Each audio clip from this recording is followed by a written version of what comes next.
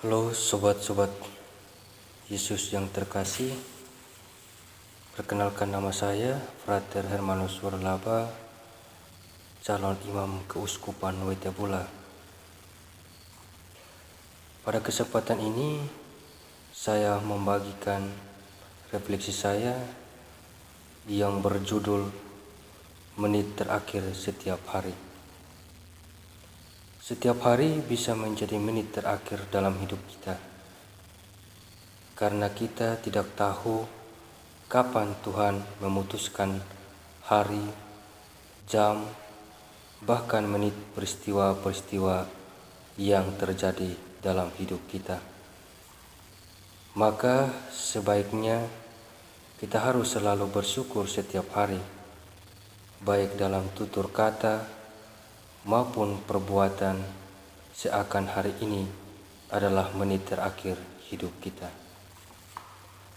Mari kita menyimak cerita berikut tentang perbuatan baik yang sebaiknya dilakukan tanpa pamrih setiap hari.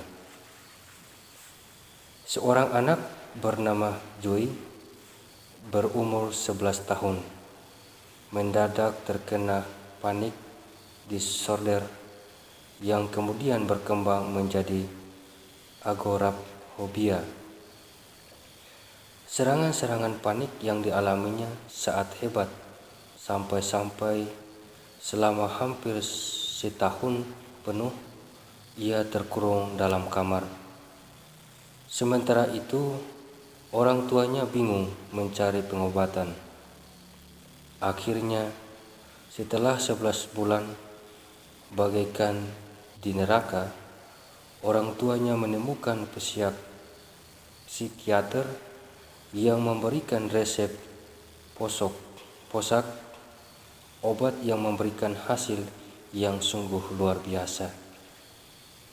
Orang tuanya sangat bersyukur karena Tuhan telah mengembalikan anak mereka dari dunia mimpi buruk yang telah lama menghantuinya.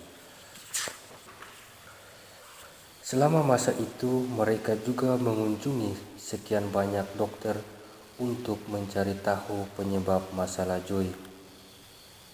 Dan mereka menemukan bahwa selama ini ia mengalami kesulitan menangkap pelajaran. Selama bertahun-tahun ia bersekolah, tidak seorang pun menyadari kenyataan ini. Mereka diberitahu bahwa hal inilah yang merupakan salah satu sebab atau mungkin sumber penyebab serangan kepanikan itu. Sekarang setelah Joy sembuh dari panik disorder tersebut, mereka mesti mencari sekolah yang khusus menerima anak-anak yang mengalami kesulitan belajar. Ternyata ini tidak mudah.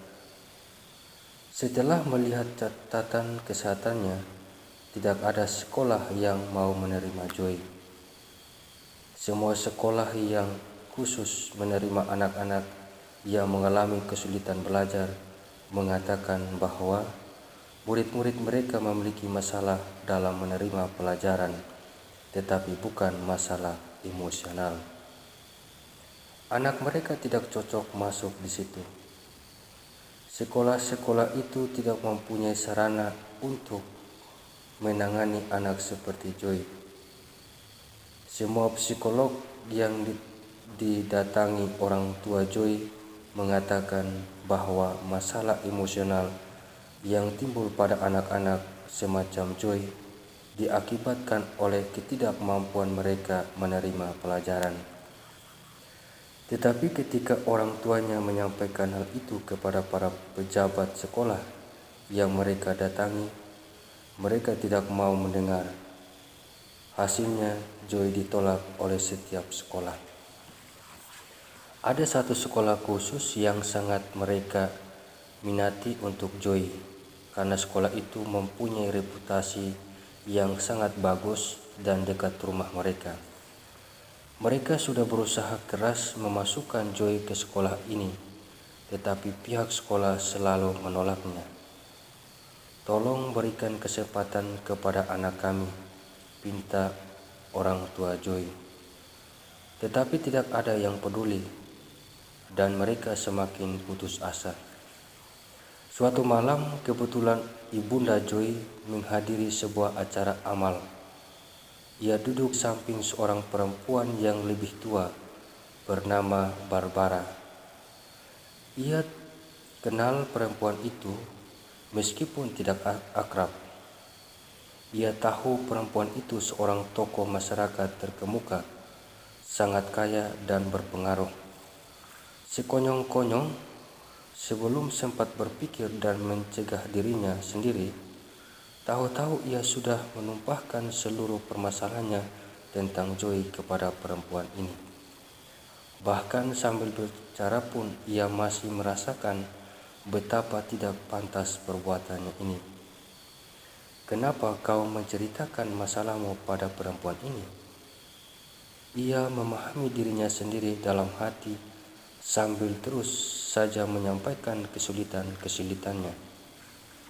Tetapi entah mengapa ia tidak bisa berhenti dan terus berbicara sampai ia selesai menceritakan detail perjuangannya untuk memasukkan Joy ke sekolah yang diincarnya itu. Selesai bercerita, ia terperangkah akan dirinya sendiri. Apa yang telah kulakukan ini? Katanya dalam hati. Tetapi ia terheran-heran karena Barbara ternyata tidak menunjukkan sikap mengambil jarak atau menendangnya dengan kesal. Ia bahkan terperanjat melihat matanya berkaca-kaca ketika Barbara menepuk tangannya untuk menghibur. Sayang, katanya dengan hangat, kau telah menceritakan masalahmu pada orang yang tepat. Kebetulan aku tinggal bersebelahan dengan pendiri dan direktur sekolah itu, dan kebetulan juga aku adalah salah satu penyumbang terbesar mereka. Aku malah sudah sering kali mengadakan pesta untuk mencari dana bagi sekolah ini, dan setelah mendapat banyak sumbangan untuk sekolah ini, anggap saja anakmu sudah menjadi murid di sekolah itu saat ini.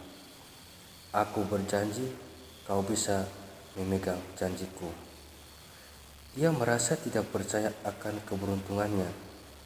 Sungguh suatu mujizat bahwa ia duduk di samping Barbara. Dan sesuai janjinya, Barbara menggunakan kemampuan persuasif dan pengaruhnya untuk membuat Joy diterima di sekolah itu pada tahun pelajaran berikutnya. Joy berhasil dengan gemilang, dan untuk pertama kali dalam hidupnya ia menjadi juara. Ibunda Joy merasa sangat beruntung budi pada Barbara, maka ia tetap menjaga hubungan baik dengan mengirimi Barbara hadiah dan kartu. Menjelang hari raya, ia selalu menelpon Barbara dan di antara mereka terjalin persahabatan. Selama masa itu, ia mengetahui dari orang-orang lain bahwa Barbara sendiri banyak mendapat masalah dengan kedua anaknya. Yang sulung, seorang anak laki-laki, adalah pecandu obat bius yang belum lama menghilang entah kemana. Yang bungsu, anak perempuan, agak terbelakang dan mengalami banyak masalah dalam berbagai hal. Ia sangat bersimpati akan Barbara. Apalagi Barbara seringkali menanyakan perkembangan anaknya dan tampaknya ia benar-benar mendengar bahwa Joy mendapat kemajuan besar. Persahabatan mereka terus berkembang sampai sekitar 1 tahun. Kemudian suami Barbara meninggal secara mendadak. Ibunda Joy berangkat ke upacara pemakamannya. Untuk pertama kali ia bertemu dengan keluarga Barbara. Ketika ia turut antri di barisan yang maju perlahan-lahan untuk memberikan ucapan bela sungkawa kepada keluarga Barbara, sekonyong-konyong ia tertegun melihat sosok yang sudah ia kenal duduk di samping Barbara. siapa perempuan muda yang duduk di samping Barbara itu? Ternyata pada perempuan yang berdiri di belakangnya, oh itu putri satu-satunya, Nancy, sahut perempuan itu. Yang agak terbelakang. Ketika ia mendengar hal itu, telinganya merinding. Sekarang semuanya mendadak menjadi jelas. Sekarang ia tahu Barbara memang ditakdirkan untuk menjadi perantara yang akan menolong anaknya. 25 tahun yang lalu, ketika Ibunda Joy masih duduk di sebuah SMA swasta, seorang gadis yang agak terbelakang, ia lupa namanya, masuk kelas mereka. Sekolah mereka sebenarnya bukan sekolah untuk murid yang keadaan demikian, tetapi orang tua gadis itu kaya dan mereka berhasil membujuk pihak sekolah untuk memberikan kesempatan kepada gadis itu agar ia mendapat pendidikan biasa secara umum. Kekayaan dan pengaruh mereka bisa melenyapkan semua rintangan dan gadis itu pun diterima, meskipun dengan keraguan besar. Namun hari-hari di sekolah itu tidaklah mudah bagi gadis tersebut. Ia tidak dipandang sebelah mata pun. Semua orang boleh dikatakan menghindarnya. Semua orang kecuali Ibunda Joy. Sejak dahulu ia selalu disimpati pada pihak yang lebih lemah dan ia selalu berusaha untuk mendekati mereka. Begitu pula yang ia lakukan terhadap gadis itu. Dalam perjalanan wisuda SMA di Washington DC, tidak ada yang mau sekamar dengan gadis itu di hotel. Ia menawarkan diri untuk sekamar dengannya. Dan meskipun pengalaman itu tidak menyenangkan, ia bahagia telah melakukannya. Setelah lulus, seisi kelas berpencar dan menempuh jalan hidup masing-masing. Beberapa temannya tidak pernah kedengaran beritanya lagi. Beberapa telah dia lupakan, termasuk Nancy. Dan sekarang ternyata Nancy lah yang duduk di samping Barbara. Nancy yang telah lama terlupakan ternyata anak perempuan Barbara. Selama di SMA ia belum pernah bertemu dengan dan berbicara dengan Ibunda Nancy. Dan sebelum pernah ada kesempatan yang memungkinkan mereka berkenalan. Namun rupanya hidup mereka saling berkaitan erat dan takdir mereka saling bersinggungan. Saat barisan orang di depannya semakin sedikit dan ia semakin dekat pada Barbara dan Nancy, matanya berkaca-kaca. 25 tahun yang lalu, ia telah menolong anak perempuan Barbara. 25 tahun kemudian, Barbara membalas apa yang telah dilakukan pada anaknya. Kini dialah yang menolong putranya Joy. Saudara dan saudari, ingatan manusia sangat pendek, tetapi ingatan Tuhan sangatlah panjang.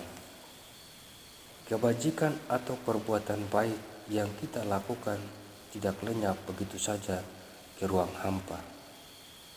Pada akhirnya, selalu ada kemungkinan kita mendapatkan balasan dari setiap perbuatan baik yang kita lakukan. Kadang-kadang balasan itu datang dengan cepat dan kita bisa langsung melihat hubungan antara perbuatan kita dan balasan yang kita terima. Namun ada pula perbuatan-perbuatan yang baru berpuluh-puluh tahun kemudian mendapat balasan. Ketika balasan itu terjadi, kita seringkali terperanjat melihat betapa hal itu terjadi tepat waktu. Tentu saja kebajikan itu sendiri sudah memberikan kepuasan kepada yang sudah melakukannya, dan kita berbuat kebaikan tentunya bukan dengan keinginan untuk mendapat balasan. Tetapi tetap sangat membahagiakan kalau sekali kita tahu bahwa Tuhan senang melihat perbuatan kita. Berbuatlah baik setiap hari seakan hari ini merupakan menit terakhir dalam hidup kita. Pada setiap perayaan ulang tahun, kita bersyukur atas kebaikan Allah melalui sesama dan juga berikhtiar untuk berbuat baik setiap hari. Itulah sumber kepuasan. Bersyukurlah, maka syukur itu akan kembali kepada kita. Berbuatlah baik dan kebaikan itu akan kembali kepada kita. Apa yang kita beri, itulah yang kita terima. Rahasia kebahagiaan adalah menghitung-hitung berkat. Kita berusaha sungguh-sungguh, bersyukur dan berserah. Menerima kenyataan menjadi realistis adalah jalan menjadi bahagia.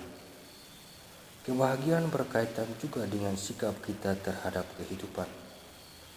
Semakin lama kita hidup, semakin kita sadar akan pengaruh sikap dalam kehidupan.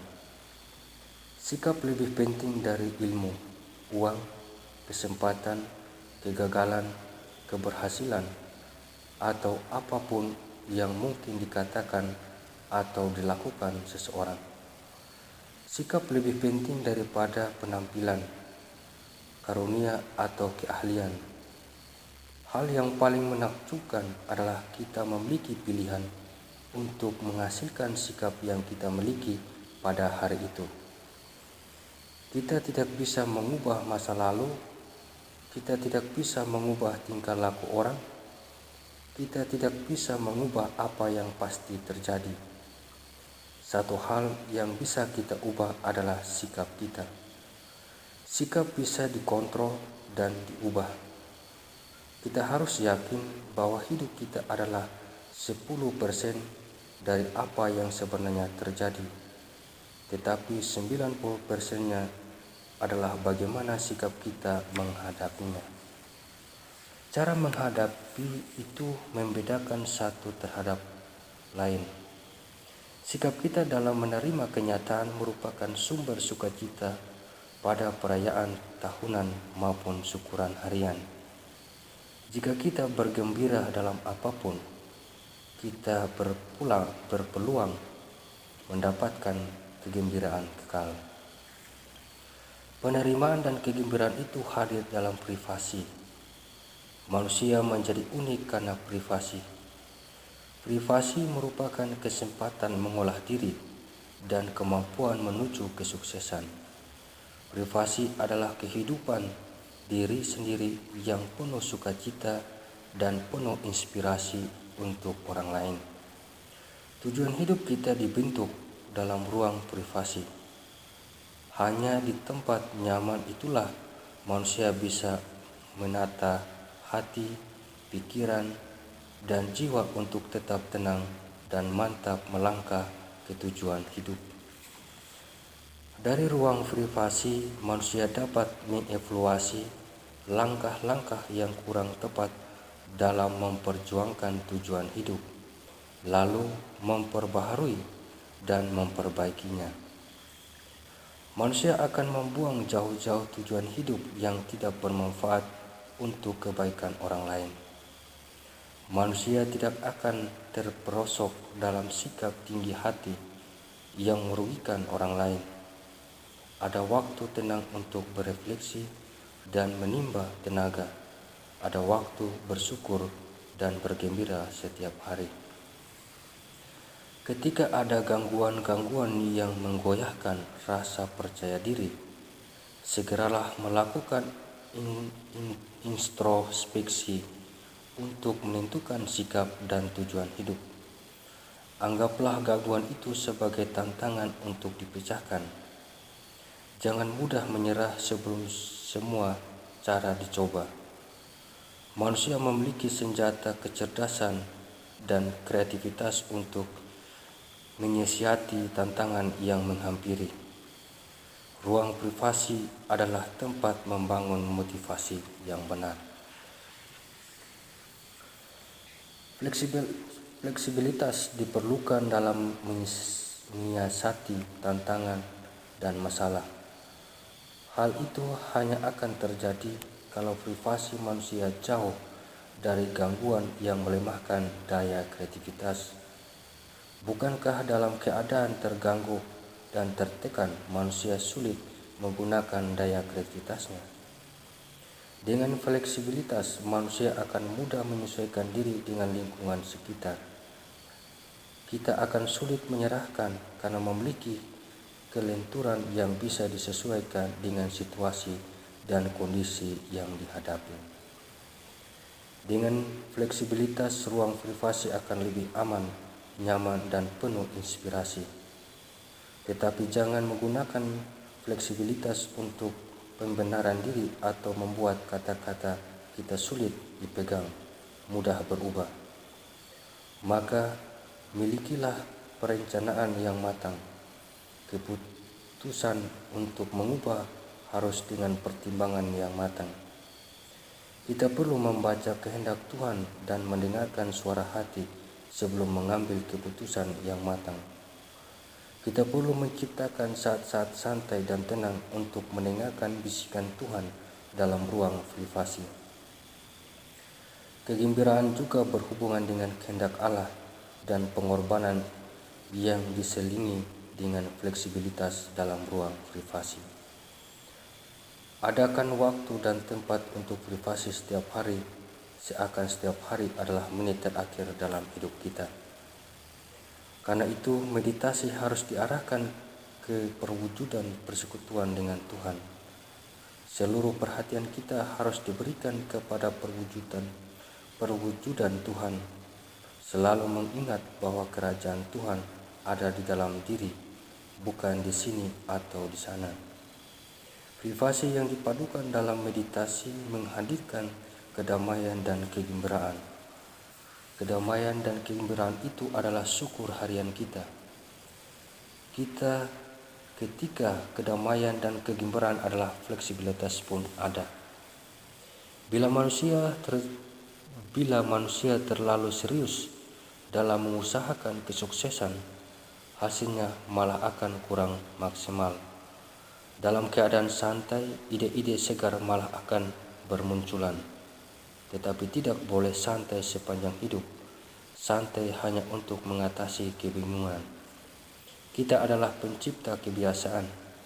Kita memiliki banyak hal rutin yang dilakukan, dan bila terjadi perubahan, kita merasa bahwa hari yang kita lalui hancur. Kunci untuk mengatasi hal ini adalah fleksibilitas.